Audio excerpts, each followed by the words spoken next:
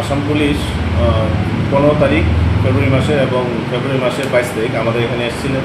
আমরা একসঙ্গে joint red করেছিলাম দুবার। তার আগেও আমাদের পুলিশ অফিসার এবং স্টাফ সাসপেক্টেড প্লেসেস যেটা কালাপানিয়াতে ছিল ওখানে অনেকবার রেড করা হয়েছে, কিন্তু এদেরকে পাওয়া যায়।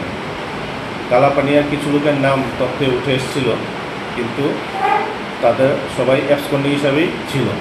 গতকাল একটা বোধহয় যারা কিডন্যাপিং পার্সন ছিল তাদের কাছে হয়তো বা কোনো একটা ইনফরমেশন ছিল যে ওই মানে দুজন লোক বিশাল করে তাদের সঙ্গে যোগাযোগ করছে যে কিছু একটা ট্রানজ্যাকশনের ম্যাটার নেই। সেই অনুযায়ী যারা কিডন্যাপিং পার্সন ছিলেন ওদের আত্মীয় স্বজন ও লোকাল কিছু লোকের সঙ্গে যোগাযোগ করে এবং তারপর বিশালগড় পুলিশের স্বর্ণাপন্ন হয়। তো সাবসিকুয়েন্টলি আমাদের অথরিটি ডাইরেকশনে বিশালগড় থানার পুলিশ দুজনকে আটক করে।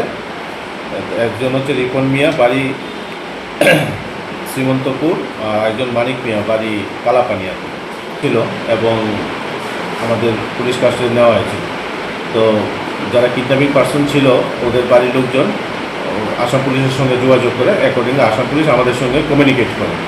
তো আজকে আসাম পুলিশ আমাদের পিএসএ আসে এবং এই দুজনকে কাস্টাডি নেয়। তো আমরা সব ফর্মালিটিস মেনটেন করে ওদেরকে হ্যান্ড ওভার করে দিই, যেটা আসাম পুলিশের কেস নাম্বার 47/2025। আমরা তো ওদের পরিবার থেকে জানতে পারি যে ওদেরকে কিডন্যাপিং করে ত্রিপুরা নিয়ে এসেছিল। সুনামুরা কি কয় আপনার কালাপানি বলে জায়গা আছে, ওইখানে নিয়ে এসেছিল। ওরা জানতে পারে আমাদেরকে জিনিসটা জানায়। আমরা এই থানার সঙ্গে যোগাযোগ করেছি। সোনামুড়া থানায় আমাদেরকে যথেষ্ট সাহায্য করছে। আশা করি এই দুইজনকে জিজ্ঞাসাবাদ করলে বহুত কিছু তথ্য বার হবে। Who was complainant? Complainant Dulal Uddin.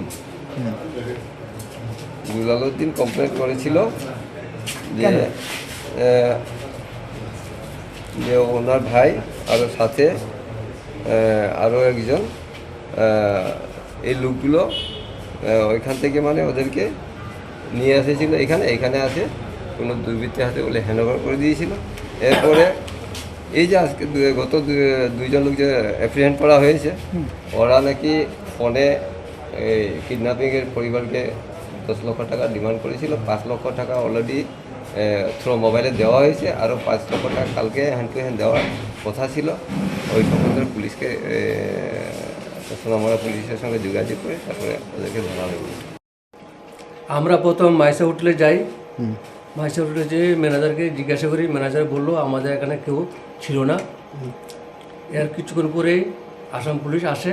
Assam police এসে আমরা আসাম পুলিশের সহযোগিতায় মোট 3 জনকে রিকভারি করি। কোন জায়গা থেকে? রাঙ্গামাটিয়া থেকে, রাঙ্গামাটিয়া পুকুরের পাড় থেকে। আর মাইসা হোটেলের ম্যানেজারকে ম্যানেজারকে আমরা অ্যারেস্ট করি এবং ম্যানেজারকেও আসাম পুলিশ নিয়ে যায়। মাইসা হোটেলের ম্যানেজারের নাম কি? ইয়াসিন, বাবার নাম দুদু মিয়া।